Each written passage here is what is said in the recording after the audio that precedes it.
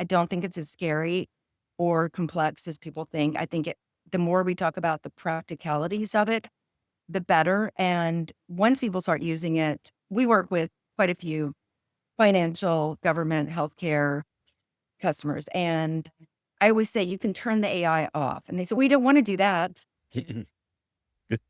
Start using it in the trial. We don't want to do that. So how do we make it secure? And so for us, that's a big thing is just security in our architecture and whatnot, but allowing these users to adopt it, start using it. And once they do, then they're hooked.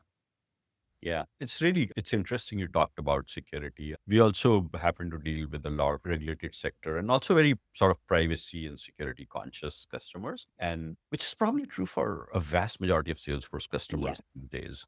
Yeah. And I think particularly with AI and some of the earlier incidents around it, I think there is a lot of awareness and focus on security.